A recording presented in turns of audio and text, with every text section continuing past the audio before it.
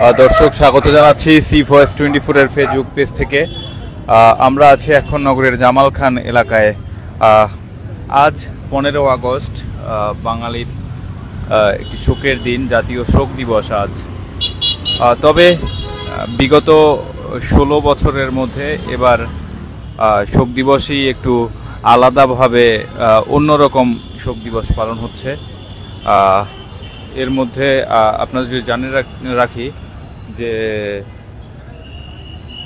বিগত 16 বছরে আসলে এমন শোক দিবস বাঙালি দেখেননি, এবং শোক দিবসের যে আয়োজনগুলো মূলত থাকে তার কোনো কিছুই আজ আসলে চোখে পড়েনি। আমরা এখন আছি চট্টগ্রামের জামাল খান মোড় এলাকায়।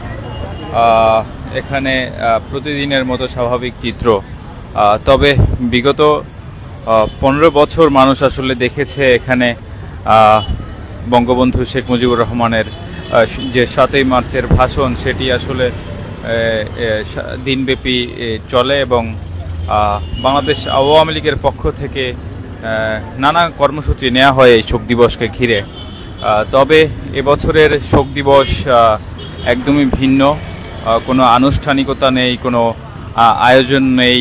বাংলাদেশ আওয়ামী লীগের পক্ষ থেকেও আসলে কোনো ধরনের প্রকাশ্য আনুষ্ঠানিক কর্মসূচি দেয়া হয়নি, এবং আমরা চট্টগ্রামে দেখেছি যে চট্টগ্রামের আওয়ামী লীগের নেতাকর্মী তাদের পক্ষ থেকেও আসলে কোনো ধরনের কর্মসূচি পালনের বিষয়ে আমাদের আসলে জানানো হয়নি, এবং কোনো ধরনের কর্মসূচির খবর এখন পর্যন্ত আমরা পাইনি, যেটি আসলে জাতীয় শোক দিবস উপলক্ষে চট্টগ্রাম মহানগর আওয়ামী লীগ, যুবলীগ কিংবা ছাত্রলীগের পক্ষ থেকে করা হয়েছে।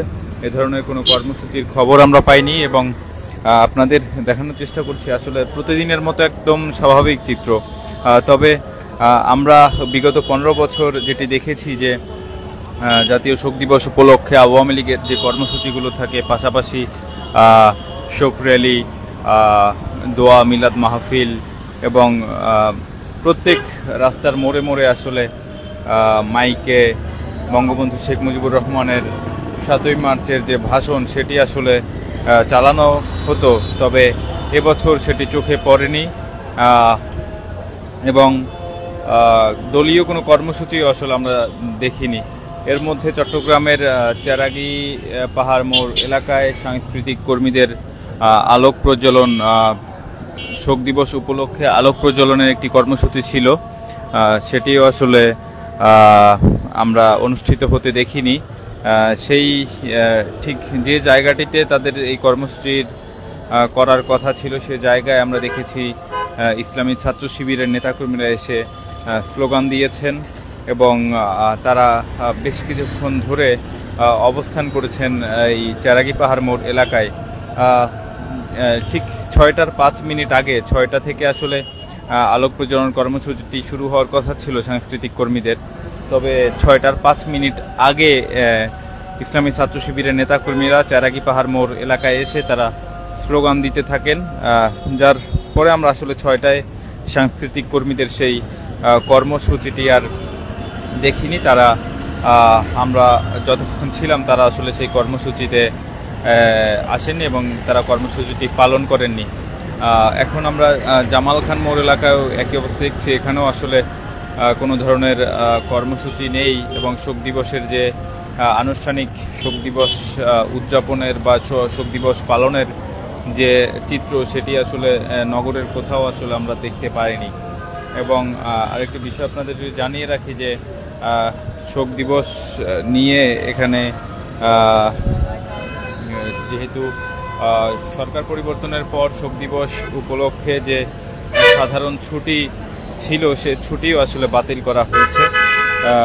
ছুটি বাতিলের পরপর এই শোক দিবস নিয়ে যারা আন্দোলনরত ছিলেন, এবং যারা এই শোক দিবস নিয়ে আসলে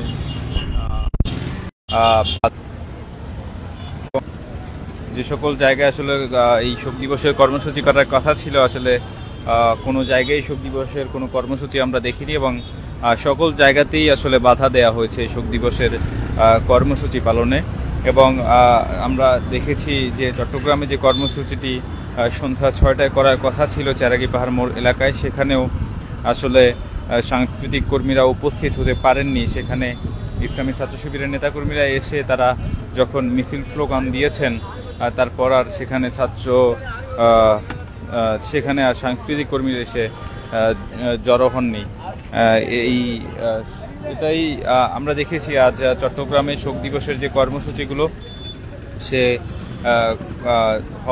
বিগত 15 বছর আসলে আমরা দেখেছি বা মানুষ দেখেছে যে সকল কর্মসূচি হতো তার ছিটে ফোটাও আজ চট্টগ্রামে নেই।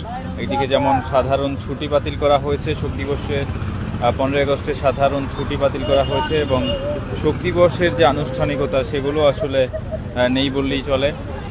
বাংলাদেশ আওয়ামী লীগের পক্ষ থেকেও আনুষ্ঠানিকভাবে কোনো কর্মসূচি দেওয়া হয়নি এবং বিভিন্ন উদ্যোগে যে ব্যক্তি এবং বিভিন্ন সংগঠনের উদ্যোগে যে কর্মসূচিগুলো দেওয়া হয়েছিল সেগুলোও আসলে বাধাগ্রস্ত হয়ে আর পালন করতে পারেনি, তারাও পালন করতে পারেননি।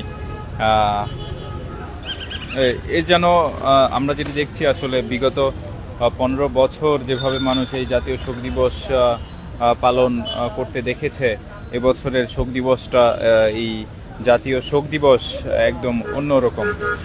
দর্শক, এই ছিল আমাদের কাছে চট্টগ্রাম থেকে জাতীয় শোক দিবসের সর্বশেষ চিত্র।